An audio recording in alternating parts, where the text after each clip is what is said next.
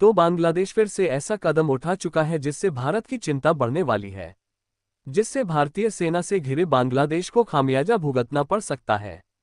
दरअसल हाल ही में खबर निकलकर आ रही है कि बांग्लादेश की सरकार भारत के खिलाफ जाने की सारी हदें पार कर दी, क्योंकि बांग्लादेश की नई सरकार ने पाकिस्तान को गोला बारूद बनाने के लिए ऑर्डर दे दिया है। ये भारत के लिए चौंकाने वाली बात है।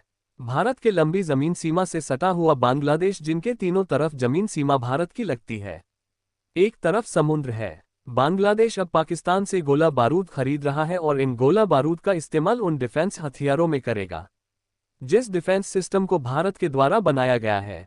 यह विस्फोटक इतना भारी मात्रा में लिया जा रहा है कि भारत को सोचने को मजबूर कर दिया है कि इतने विस्फोट का बांग्लादेश क्या करने वाला है, क्योंकि बांग्लादेश इस विस्फोटक की सप्लाई ऐसे समय में ले रहा है जिस समय बांग्लादेश की नई सरकार भारत के खिलाफ खड़ी है।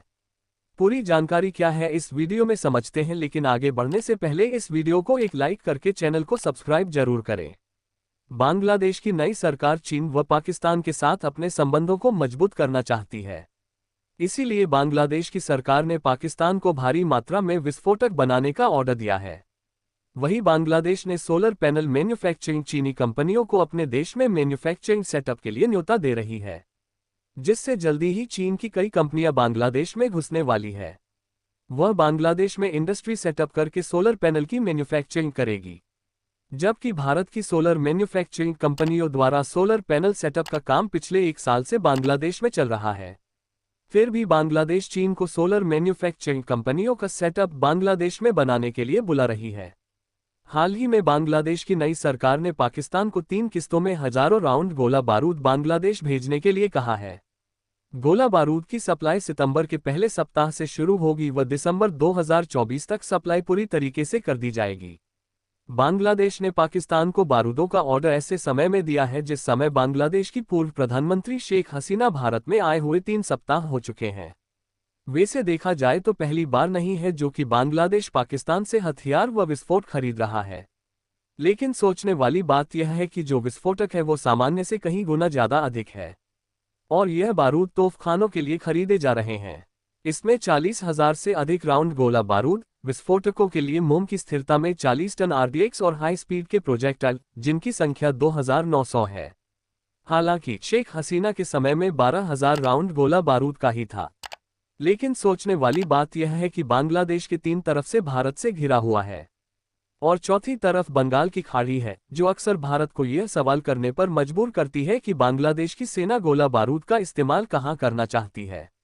हालांकि अभी तक बंगाल की खाड़ी के रास्ते से बांग्लादेश व भारत में आना जाना होता रहता है, इसलिए इसकी निगरानी के लिए भारत ने बंगाल की खाड़ी में कई सारे नवल बेस बनाकर रखे हैं।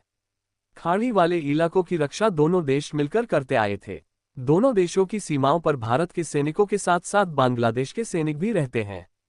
कोई इस रास्ते से अवैध तरीके से आता है तो पकड़ लिया जाता है, ताकि कोई भी घुसपैठिए भारत बांग्लादेश की लोकेशन का गलत इस्तेमाल ना करे। क्योंकि जब बांग्लादेश में शेख हसीना की सरकार थी तब चीन की तिरछी नज़र बांग्लादेश पर थी। इसीलिए बांग्लादेश में जो ज़्यादातर डिफेंस हथियार मौजूद है, उन सभी की ज़्यादातर सप्लाई भारत के द्वारा ही बांग्लादेश में की गई है, जिसमें छोटे छोटे हथियारों से लेकर बड़े बड़े डिफेंस के हथियार बांग्लादेश को दिए हैं। हालांकि बांग्लादेश ने फाइटर जेट, नौसेना के जहाज व टेक बड़े हथियार चीन से भी खरीदे हैं, क्योंकि चीन के डिफेंस हथियार थोड़े कमजोर होने के साथ थोड़े सस्ते में मिल जाते हैं। बांग्लादेश के नई सरकार के विचार जिस तरीके से भारत के खिलाफ बदल रहे हैं, इससे यह बात जाहिर है कि भविष्य में इन विस्फोटक का उपयोग भारत के ऊपर कर सकता है। लेकिन सोचने वाली बात यह है कि बांग्लादेश खुद के देश को संभाल नहीं पा रहा है। वहां की महंगाई आसमान छू रही है। कई इलाकों में खाने पीने की वस्तुओं की कमी हो रही है, खाने पीने की वस्तुओं तक पूर्ति नहीं हो रही है और बांग्लादेश इतना ज्यादा कर्ज के जाल में डूब चुका है। फिर भी बांग्लादेश पाकिस्तान को बारूदों का ऑर्डर दे रहे हैं। बाकी आप लोगों का इसके बारे में क्या सोचना है, अपनी राय कमेंट में जरूर बताएं। वीडियो को एक लाइक करके अपने मित्रों तक शेयर जरूर करें ताकि उन्हें भी जानकारी मिल सके। इसी तरह और भी नॉलेजेबल वीडियो देखने के लिए चैनल को सब्सक्राइब जरूर करें। धन्यवाद।